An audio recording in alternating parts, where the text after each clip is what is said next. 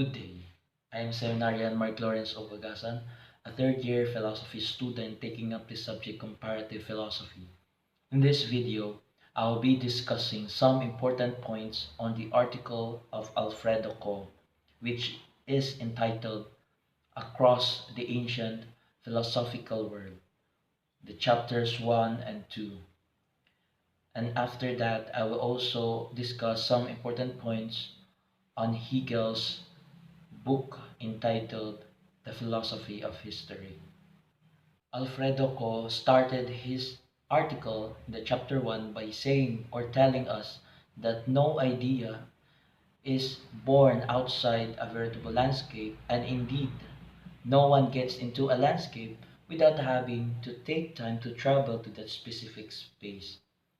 Alfredo Ko rather wanted to emphasize that travel and landscape became a companions to philosophizing. It expanded horizons, especially to the intellectuals who pioneered in the field of philosophy.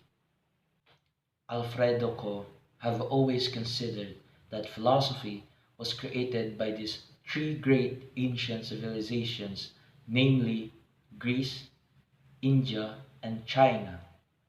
His reflections allows us or help us to travel back to that specific landscape so that we will more understand, or so that we will have a better grasp on how this three great civilization became the source of the great philosophical traditions. Now, the question is, how did it happen? How did these three ancient worlds become the source?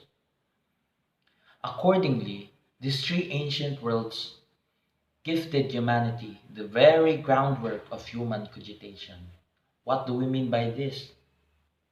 When Greek thinkers philosophized, they were not thinking about doing Greek philosophy, nor did the Upanishadic Indian forest dwellers, nor did the Chinese sage masters.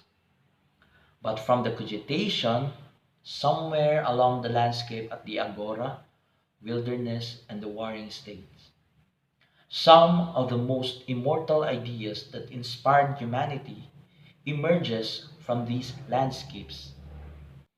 Alfredo Ko then closed this chapter by asking us the question, or inviting us to travel back to that landscape and to rediscover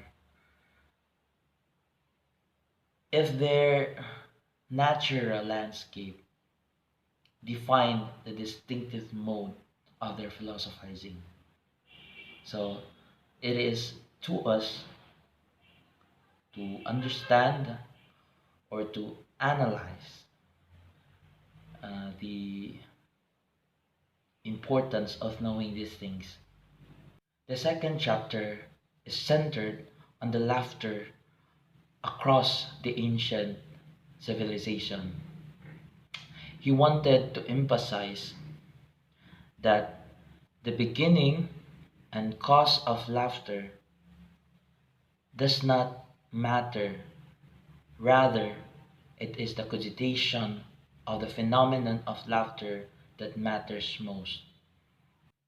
Alfredo Ko tells us, or wanted to emphasize, that laughter brings out human higher capability and disposition of intelligence.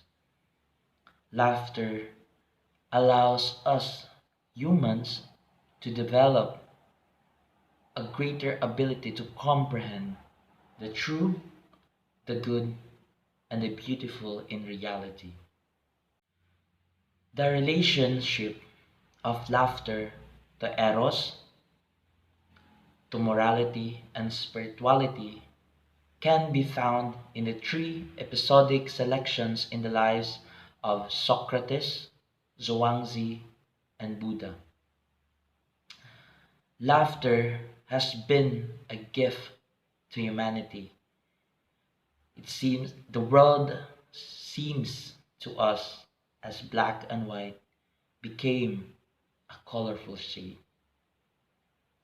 Laughter has a greater role into the lives of us humans, and it, in laughter, the three great ancient worlds put up and gave us a grasp, an idea that laughter plays a vital role in our lives.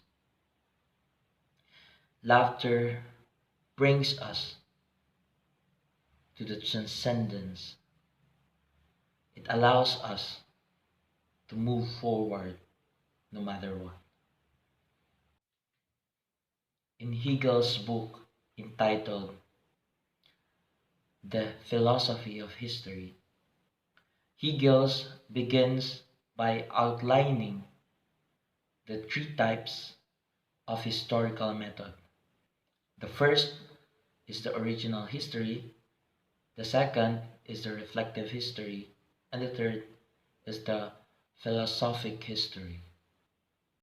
Original history is written during the historical period in question. On the other hand, reflective history is written after the period has passed and bear a reflective thought and interpretation. Moreover, philosophic history uses a priori philosophical thought to interpret history as a rational process. Hegel asserts the idea that reason rules history.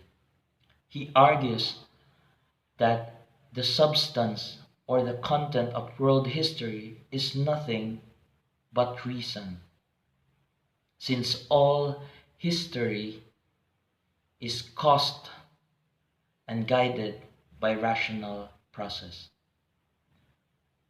This is all the points that I want to discuss, and I hope you have learned something from this discussion. Thank you and God bless.